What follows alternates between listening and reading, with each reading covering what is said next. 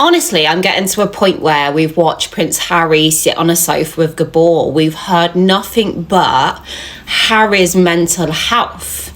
And if I look at it from the outside in and everything we've seen, that Meghan Markle has been happy to commit to sit on a sofa, do all that she has in a new relationship and new family bounds, I think we've watched the wrong one.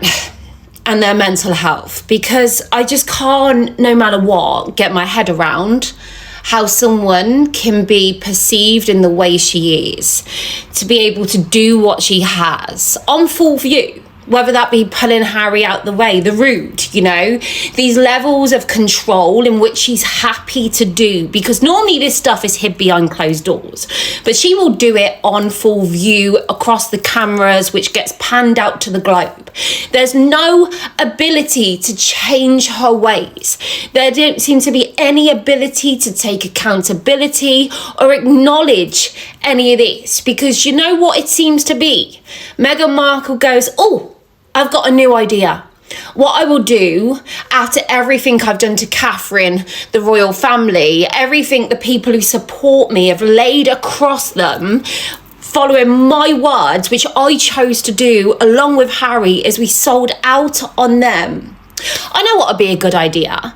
We take the clothes that Catherine and William's children wear, and what I'll do, I'll create a plug on my website as I navigate this whole being of being separate as their 2.0, as I simultaneously cash in on everything they do and wear. Like, what is actually going on here?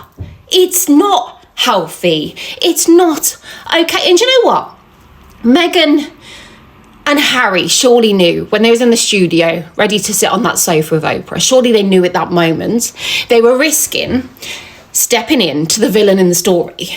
I know politically in that moment of time, they were hoping for victim, because at that moment in time, a victim, they done well. They ploughed on through and the world would consume them up and absorb them and show them so much love. No matter of truth. We see that with Amber Heard. It was like she's the victim, even though the proof is there to be seen. But the world as we know it will just take in that lying in front of us on full view, because she says she suffered this. She spoke it. That's enough for us. Anyway, Meghan and Harry didn't realise the changing, and also, they underestimated the love, the power for the Queen, also the love and power we have for our grands and granddads, and how this correlated in a different way.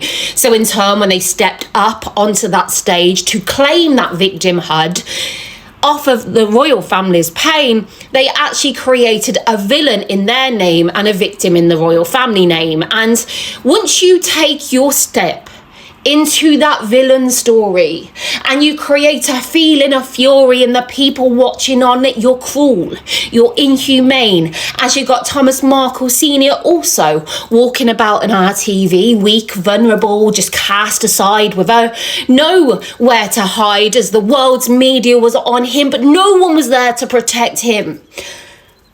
You can't then just backtrack away. You have to stand by this game. But they never do. They never commit to anything. And that's why, in the simplest little microcosm of all of this, we have Meghan choosing, yet again, to come out onto her show in which she knows millions. You were there. You watched it. You've watched the snippets. They're going, it's funny, because I'm Sussex now. She said that, we watched it, real time, words coming out of her mouth. Then when people go, oh, no, I don't think so. After everything we've seen you do, this villain that you are, how can you? 2.0, remember, Meghan? Why would you want to be Sussex anyway? Not to mention the actual factual that Mountbatten Windsor is your name. Anyway, I digress. So when those people see that and react to that, rather than committing and standing by what she backtracks. That wasn't me. It's a miscommunication. The media have took it all wrong. You didn't see that because I'm going to choose to gaslight you instead in the hope that this villain here will go away and you will see my friendly smile instead. And now I'm Markle again. And we all just look on and go, yeah, no, you should have been on that sofa with Gabor, probably alongside Harry, to speak some more. Because what we're seeing here is so here, there and everywhere.